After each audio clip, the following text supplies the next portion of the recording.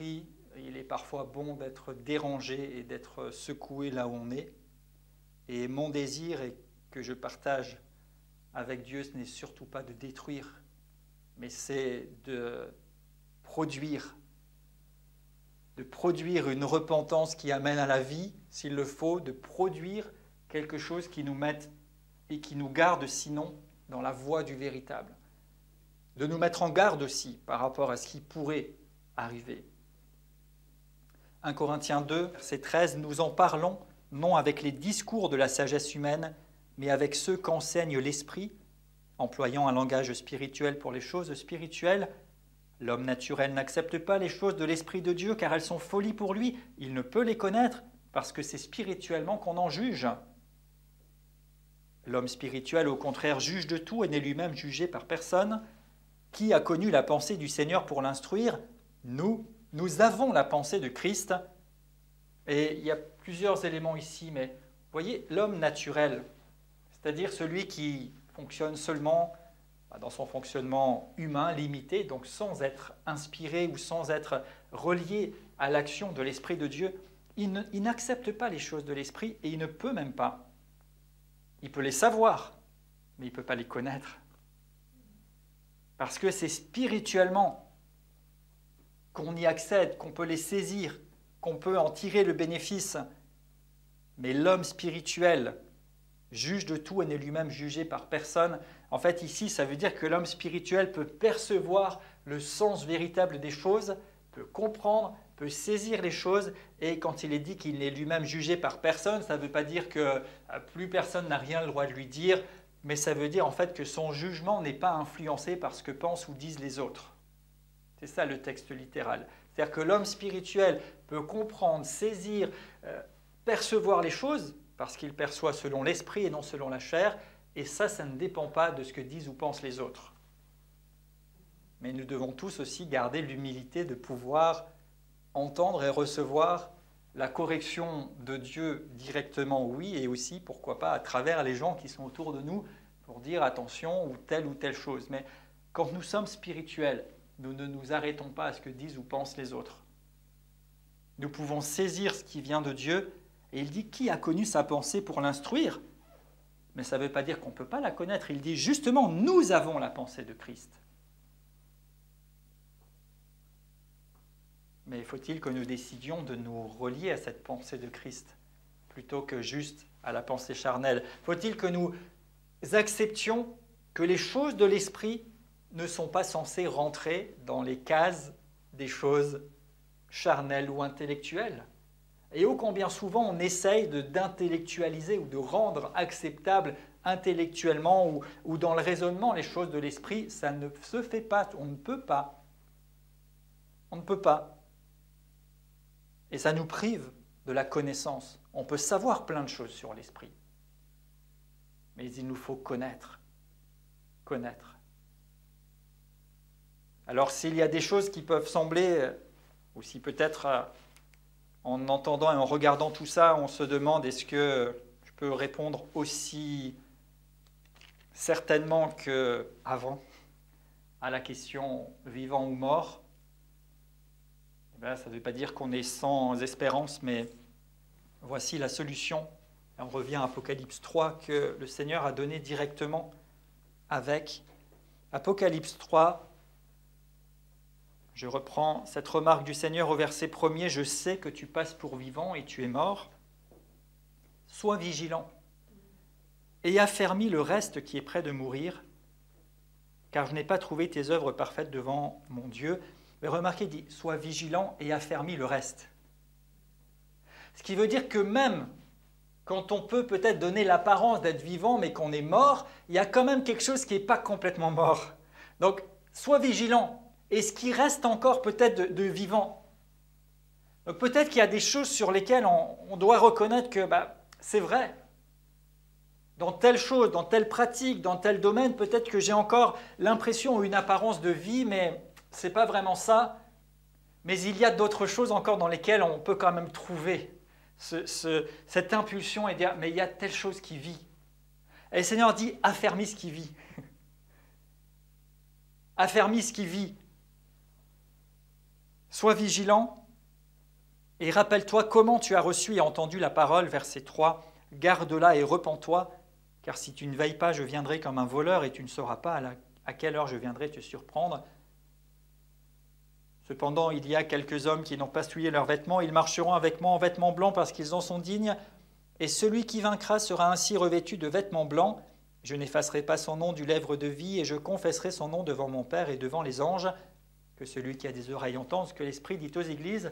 Et j'associe tout de suite la solution qui est au verset 18 et qui est complémentaire en disant si tu es tiède, ça ne marche pas non plus, ça n'existe pas. Soit tu es vivant, soit tu es mort, soit tu dois être chaud, soit tu dois être froid. Et je reprends ce que nous avons lu au départ. Je te conseille d'acheter de moi de l'or éprouvé par le feu, afin que tu deviennes riche, des vêtements blancs afin que tu sois vêtu, et que ta nudité ne paraisse pas, et un collier pour oindre tes yeux afin que tu vois. Je reprends et je châtie tous ceux que j'aime, et donc du zèle et repens-toi. Et en fait, ce dont nous avons besoin, c'est une révélation véritable du Seigneur. C'est de pouvoir accéder à cet or éprouvé par le feu, aux choses véritables qui résistent à tout, qui ne sont pas de nature à être détruites par les éléments, par les événements, mais ce qui est véritable, ce qui est réel, ce qui est le plus précieux. Les vêtements blancs, littéralement, il est question de lumière, d'accéder à sa lumière, d'être revêtu de cette lumière, afin que nous ne soyons pas nus, et un collier pour oindre les yeux, pour pouvoir voir. Et il désire nous le montrer, nous permettre de le connaître réellement. Il a promis que le Saint-Esprit nous conduirait, nous enseignerait toutes choses.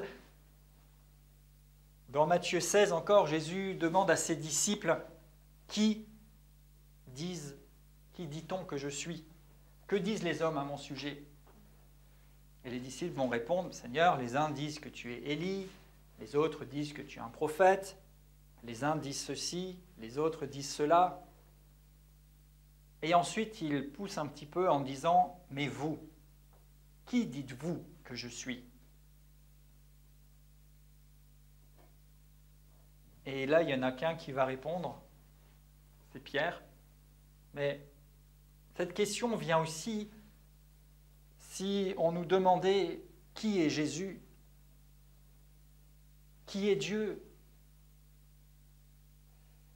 Plusieurs pourraient certainement répondre, le pasteur un tel a dit ceci, tel auteur a écrit cela, telle personne a vécu telle chose, j'ai entendu tel témoignage. Mais si je vous pose la question, mais toi, qui dis-tu qu'il est ? Et au-delà de qui dis-tu qu'il est, c'est mais toi, qu'est-ce que tu vis ? Mais toi, qu'est-ce que tu connais véritablement ? Mais toi, qu'est-ce que tu expérimentes ? Oui, tu peux me dire que tels gens ont vécu telle chose. Oui, tu peux me dire qu'à tel endroit, il se passe telle chose. Et gloire à Dieu que ça stimule notre foi. Mais la question, c'est mais toi ? Toi, qu'est-ce que tu vis ? Toi, qu'est-ce que tu dis ? Et Pierre a bien répondu en disant « Tu es le Christ, le Fils du Dieu vivant » et Jésus de dire « Tu sais bien, Pierre, mais cela ne vient pas de toi, ça ne vient pas de la chair et du sang, mais c'est mon Père qui est dans les cieux qui te l'a révélé. » Et le cœur de Dieu bat, et le mien aussi, pour que chaque enfant de Dieu puisse avoir une véritable relation, une véritable expérience régulière avec le Seigneur, telle que ce ne soit pas la chair et le sang, telle que ce ne soit pas seulement quelqu'un d'autre qui lui fasse savoir des choses au sujet de Dieu, mais tel qu'il puisse exprimer des choses dont on dise « ça ne peut venir que du ciel. Ça, c'est le Père qui te l'a révélé. » C'est pas un tel qui a dit, c'est pas tel autre, mais ça vient du Père.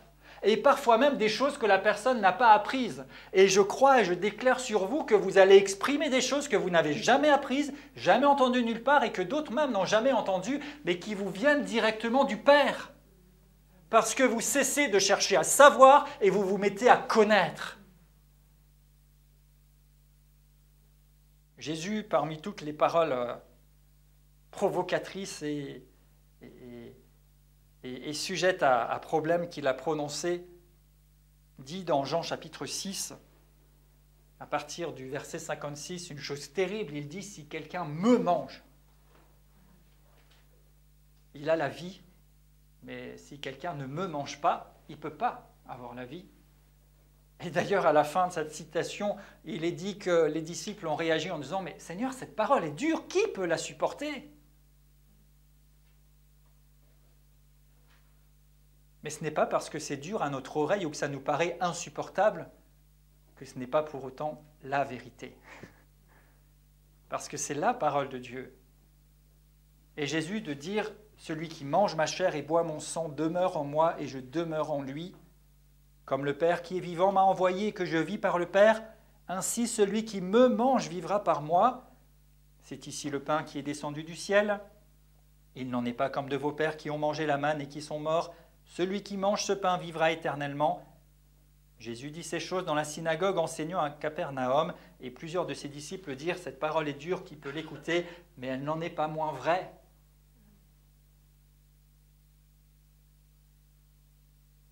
Et peut-être qu'il est dur de se dire qu'on peut avoir l'apparence de la vie tout en étant mort, même en faisant ce qui paraît être la bonne chose. Mais ce qui m'intéresse, ce n'est pas de savoir si c'est dur ou acceptable. Ce qui m'intéresse, c'est la vie véritable à laquelle chaque enfant de Dieu est appelé. Et le prix de cette vie, c'est de laisser les choses mortes et stériles. Et c'est de se livrer, c'est de se mettre à disposition et au service du Seigneur, c'est d'avoir une relation véritable avec lui, d'avoir une révélation véritable de Dieu qui produise la vie. C'est de nous attacher à ces paroles qui sont esprit et vie, et pas juste à ces mots. Ce n'est pas les mots de Jésus qui vous délivrent, ce sont ses paroles, sa révélation, sa puissance. Et je finis alors en vous disant, qu'est-ce que vous voulez? Qu'est-ce que vous voulez? Et Jésus a posé cette question à un moment à l'aveugle Bartimée. Vous pouvez retrouver l'histoire dans Marc 10. Et Bartimée qui essayait de rencontrer Jésus, quand il a su que Jésus passait par là, il se mettait à crier, à faire du désordre. Et les disciples et les gens autour de lui disaient « Mais reste tranquille, calme-toi, arrête !»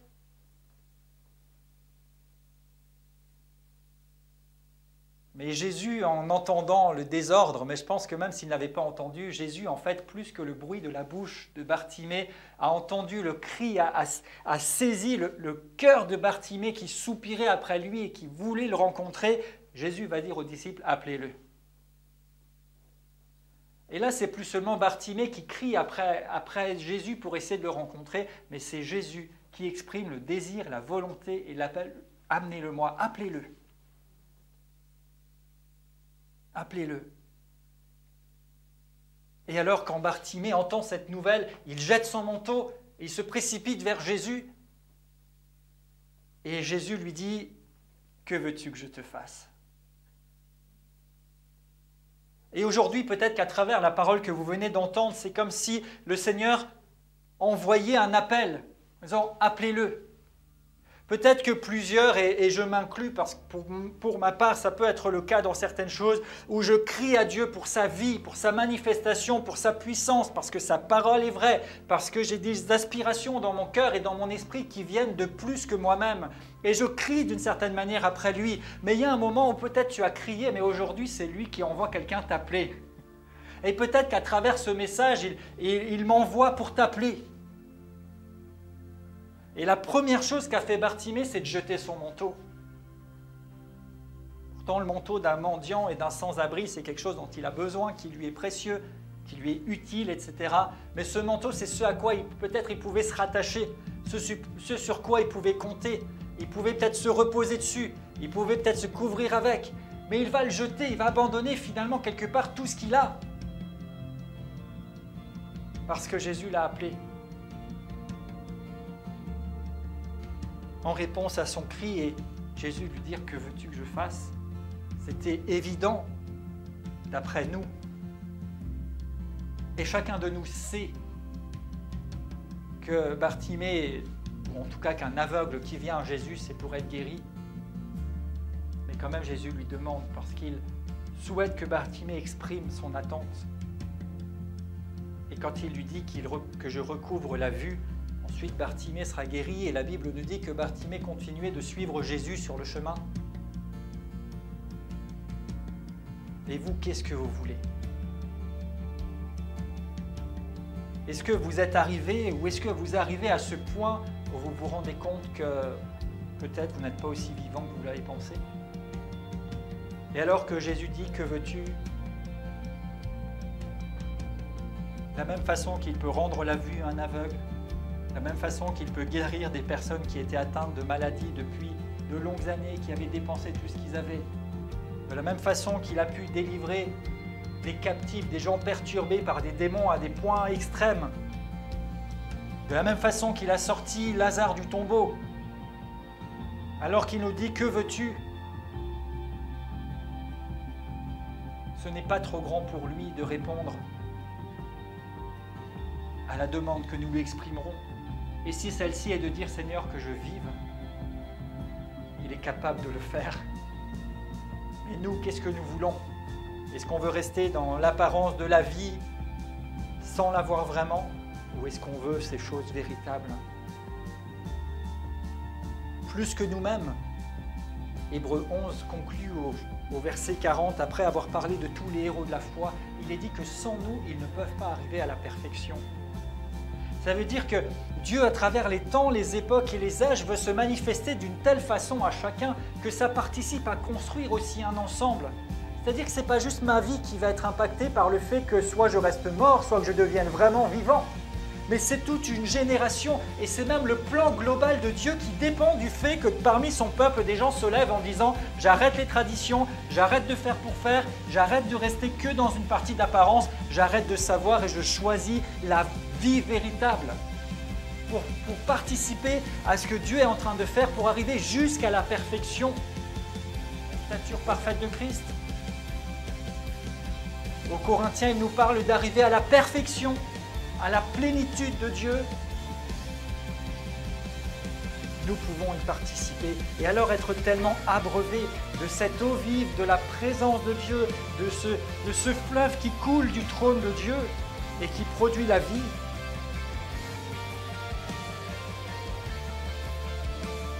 Le prophète Ésaïe qui s'est trouvé devant le trône de Dieu va être frappé par cette atmosphère de sainteté, de gloire, et Dieu lui dira « Qui enverrai-je et qui marchera pour nous ?»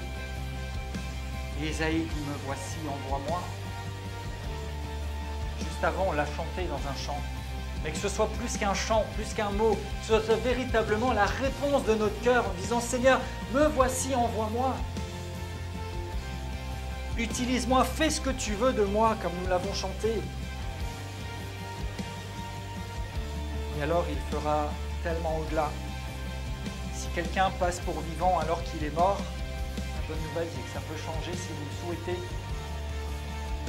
La bonne nouvelle aussi c'est que tout n'est pas fini, sinon vous ne seriez pas là et cette parole ne viendrait pas vers vous. Alors, affermissez ce qui n'est pas mort et attendez-vous au Seigneur pour que lui vienne véritablement souffler tout à nouveau sa vie. Et Père, dans le nom de Jésus, je prie que cette parole produise le fruit pour lequel elle est envoyée.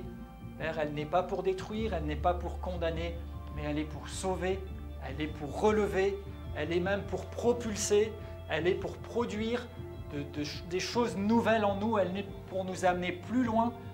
Père, je prie que la révélation, comme dit ta parole, la révélation de ce que tu dis nous éclaire, qu'elle nous donne de l'intelligence.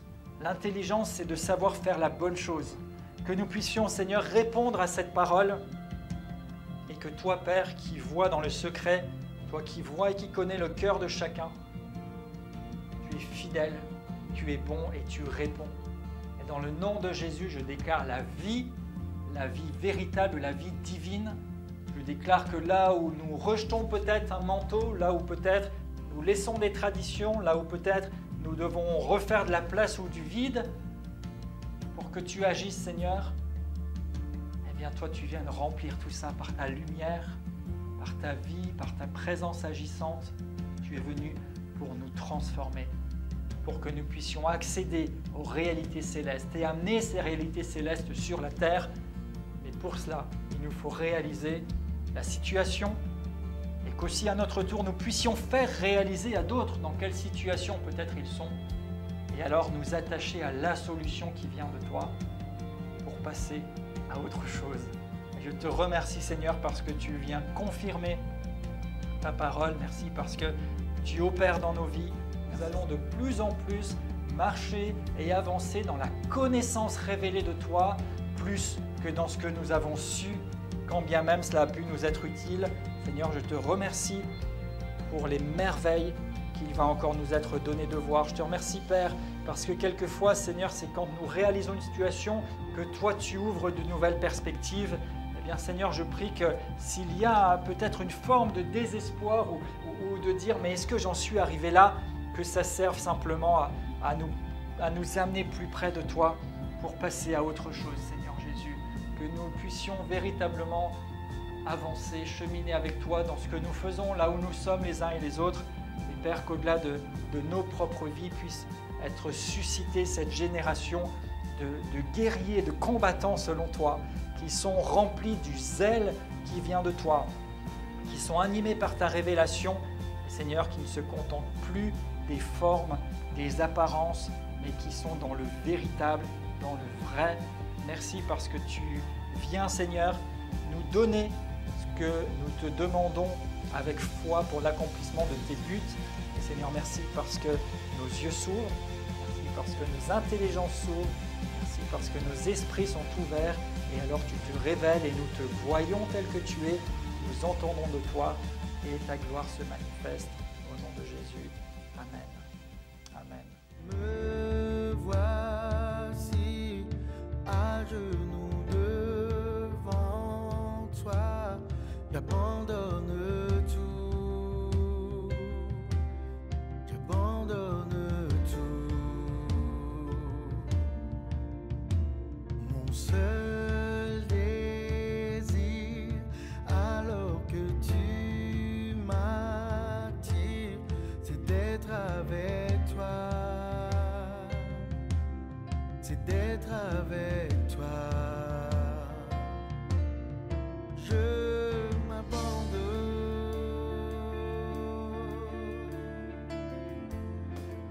les bras ouverts, tu entends ma prière, parle à mon cœur,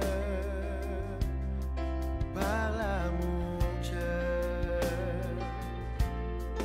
Je m'abandonne, je m'abandonne,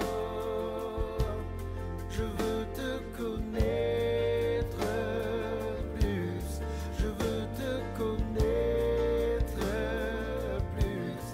Je m'abandonne, je m'abandonne,